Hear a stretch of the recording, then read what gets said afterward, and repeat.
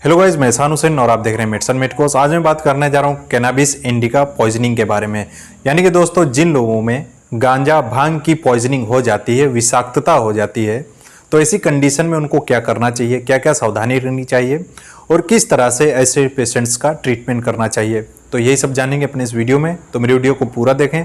अगर चैनल पर नया है, अभी तक सब्सक्राइब नहीं किया, इसको सब्सक्राइब जरूर कर लें और बेल आइकन को भी प्रेस कर लें, जिससे ऐसे वीडियोस आपको हमेशा मिलते रहेंगे।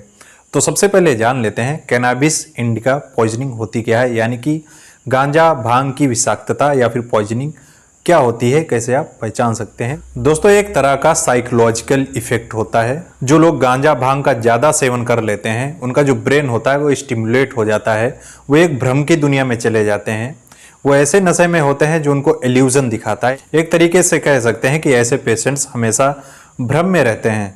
गांजा भांग सेवन करने के बाद पेशेंट अपने आप को हेल्दी महसूस करता है, हैप्पी फील करता है, उसे खुशी का एहसास होता है। और इसकी जो खास पहचान होती है, ऐसे पेशेंट्स को ज़्यादा भूख लगने लगती है, उनको खाना काफ़ी अच्छा लगने लगता है, वो खाना बार बार खाते हैं और कभी कभी तो ज़्यादा मात्रा में वो खाना खा जाते हैं, अपनी लिमिट से भी ज़्यादा खाना खाने लगते हैं। दोस्तों, ये गांजा का और भांग का ये साइड इफेक्ट ही होता है, ज़्यादा खाना खाना, लेकिन लोग इसको एक एडवांटेज की तरह से लेने लगे हैं। बहुत से लोगों को भूख की कमी हो जाती है, भूख नहीं लगती है, तो वो लोग भांग या फिर गांजा का सेवन करने लगते हैं, जिससे कि उनको भूख ज़्यादा लगने लगती है। गांजा और भांग का सेवन करने वाला व्यक्ति ज़्यादा बोलता है, वो गाना गाता है, बेवजह हंसता है। आपने देखा होगा ऐसे पेशेंट्स की जबान लड़खड़ाने लगती है या फिर उनके पैर भी लड़खड़ाने लगते हैं, उनका सिर चकराने लगता है और काफ़ी चीज़ें आसपास की घूमती हुई नजर आती हैं। गांजा या फिर भांग का ओवरडोज हो जाने की वजह से ये पॉइजनिंग की कंडीशन हो सकती है।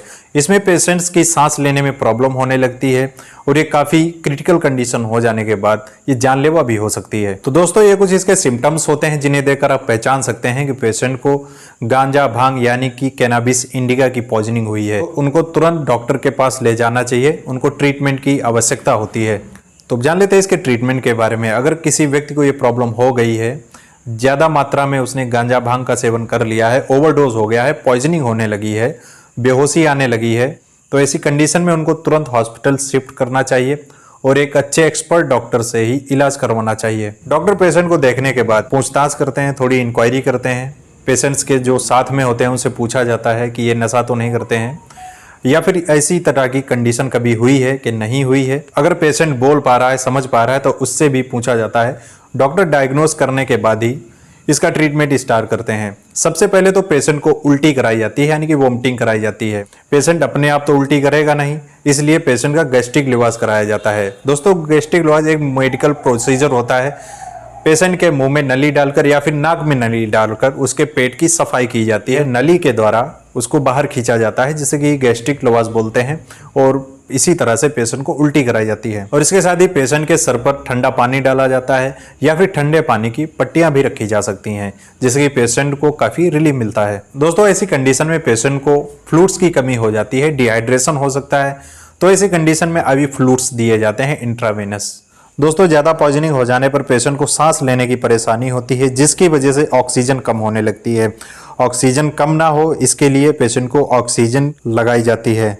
अगर पेशेंट होश में आ रहा है और वो कुछ खा पी सकता है, तो ऐसी कंडीशन में पेशेंट को चाय कॉफ़ी दी जा सकती है।